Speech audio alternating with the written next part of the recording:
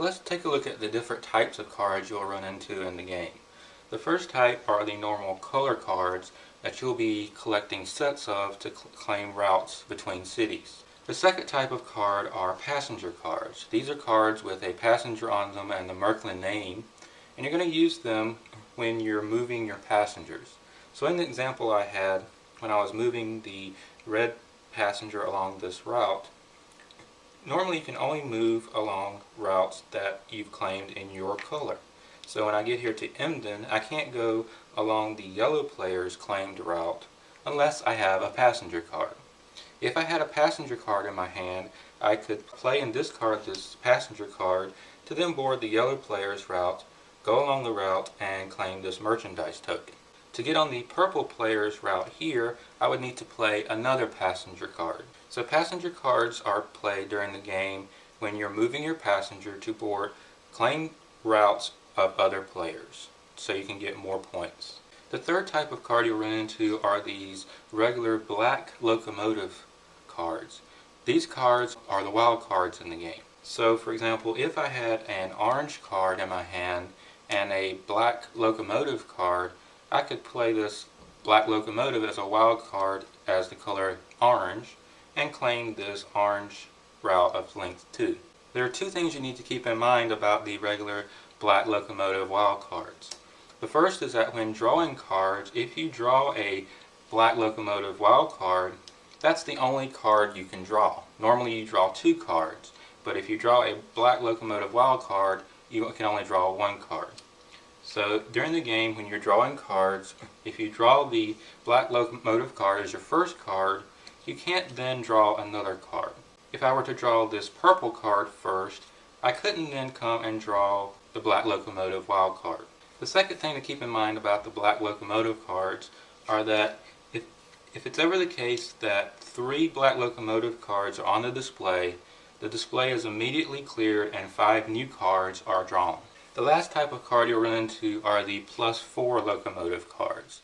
These are similar to the black locomotive cards in that they are wild cards and can be played to claim routes, but they can only be played to claim routes that are of length 4 or greater. So I could play this with 3 other green cards or a combination of wild cards and green cards to claim this green route of length 4, but I couldn't play it to claim this orange route of length 2. The +4 locomotive cards can only be played to claim routes of length 4 or more. The two things I mentioned about the black locomotive wild cards don't apply to the +4 locomotive cards. You can draw 2 +4 locomotive wild cards, and 3 +4 locomotive cards being on the display doesn't cause the display to be refreshed. The game ends when one player gets down to 2 or fewer train cars left in their supply. When that happens, then everybody gets one more turn, including the player that got down to 2 or fewer, and then the game ends. You've scored points throughout the game by claiming routes of various sizes, and by moving your passengers along routes you've claimed to pick up merchandise tokens and get the points from those. The only thing left is to look at your destination route cards and see if you've completed the routes connecting those 2 cities. So each player goes through the destination route cards they have in their hand and see if they've connected the 2 cities by claiming the routes. If they did, then they score the number of points on the card. If they didn't, then they lose the number of points on the card. Finally, you see which player has completed the most destination route cards. That player gets the bonus +10 points from this tile. Then you look and see who has the most points, and that player is the winner. If there is a tie, then the player who has completed the most destination tickets wins. In the unlikely event there is still a tie, then the player who has accumulated the most points from the merchandise tokens wins the game.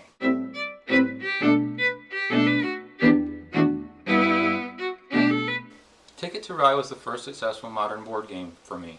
In my journey into discovering modern board games, my first few didn't go over so well because they were either too hard to teach, they were too complex, or I couldn't find people who wanted to play the games with me. The majority of other reviews of this game say the same thing. It fits really well with playgroup that's comprised of gamers that are new to modern board games. That's why it's the prototypical gateway game. Why do I think it's so successful as a gateway game? Well, one of the reasons is because it has a small rule set. The rules are simple, the game is easy to pick up. And the other reason I think it's so successful is because the main mechanic of the game, set collection, is one that's very familiar to a lot of us. The price is about right for a gateway game. It retails for $50, but you can get it for $30 to $35. If you're new to modern board games, I will point out that these games run a bit higher than games like Monopoly, and that's because, number one, Monopoly has been around for quite some time. It's relatively old, so it's going to be cheap. And other games are similar, they're cheaper to produce. These games have a higher quality components. So the price is about right for a gateway game. I've yet to have a bad experience with Ticket to Ride. It's a great family game. It plays well with players of all ages. Adults and kids can play this together. For Märklin specifically, the cards are standard size. I like that about Märklin. The original Ticket to Ride version had smaller cards, and so I wanted standard size, so that's why I went with Märklin. They hold up pretty well. Initially I liked the way the scoring markers would fit together, but as I played I found that they fit a bit too snug, and so I'll end up just putting them side by side on the scoring track anyway. What I don't like most about the game are the merchandise tokens themselves. They're flat on one side and round on the top, and so they can be a bit fiddly when you stack them, and when you're moving your passengers around they can be a bit fiddly to deal with.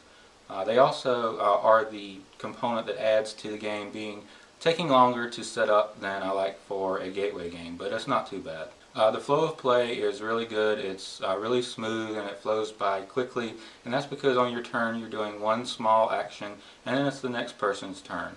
The only time this game kind of slows down is when a player decides to draw more destination tickets cards, and that's because you're trying to find routes that overlap routes that you've already claimed. So the game can slow down a little bit there, but again, it's not too bad. Finally, the game scales well with the number of players. It plays pretty much just as well with 2, 3, 4, 5 players. I found though that the more players you have, the more fun it is, and that's because part of the fun in the game is completing those, connecting two cities, and during the game another player might come in and grab one of the routes you were hoping to get out from under you, and you have to find another way around. The limitation on 2 and 3 pathway routes for 2 to 3 players, they're not in play for 2 to 3 players in this game.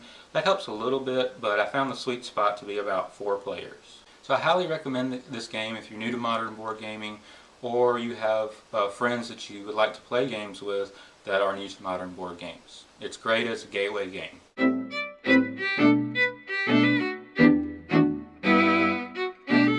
So the decision point for whether or not you should check out one of the Ticket to Ride games really boils down to is if you're new to modern board games, or you're trying to introduce some of your friends to modern board games.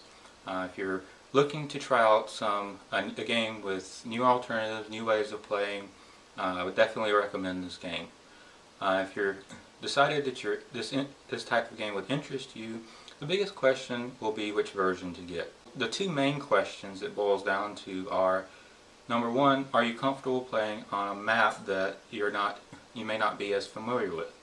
If you're from the United States and you would be more comfortable playing on a map of the United States, and you think playing on a map of some other area would be a hindrance for you, then you might want to check out and concentrate on the Ticket to Ride USA version. The second question you'll probably ask yourself is, or look at, will be the card size. In the original Ticket to Ride USA, the cards are much smaller, whereas in the other versions of the game, they are standard playing size. Now there is an expansion to the original Ticket to Ride called Ticket to Ride USA 1910, which gives you the standard size playing cards.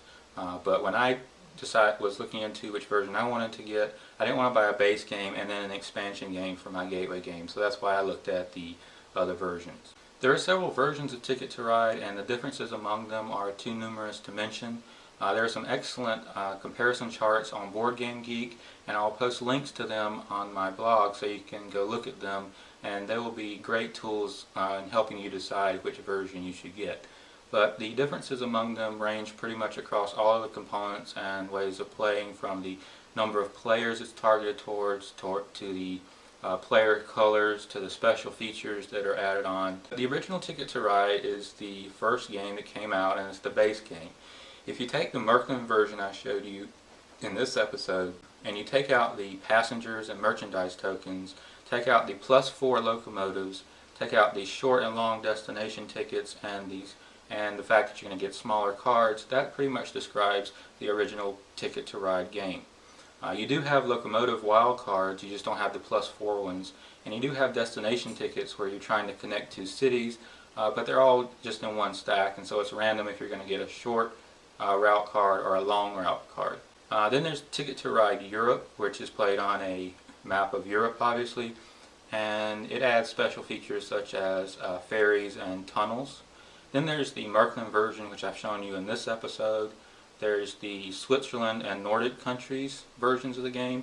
These two versions of the game are for 2 to 3 players, so if your playing group is you only have 2 or 3 players, you probably want to concentrate on these two games. Then there's, like I said, several expansions. There's an expansion to the base original game that gives you the largest size playing cards and some different rules. There's some other expansions for the various versions of the game, so check them out as well. So I hope this episode has been helpful to you if you're new to modern board gaming and are looking for a recommendation of which game you should check out first. Ticket to Ride is an excellent gateway game and highly recommended. I pretty much guarantee it will be a success. To be sure not to miss future episodes of Board Game Review with Jason, you can go on YouTube and subscribe to my channel at BGRWJ. You can go on Facebook and like the page Board Game Review with Jason. Then there's my blog where I post links to other resources and things like that for each of these games I review. That's at boardgamereview.jason.blogspot.com. And finally, you can go on iTunes and subscribe to the podcast and watch these episodes there. I look forward to seeing you next time, and until then, bye-bye.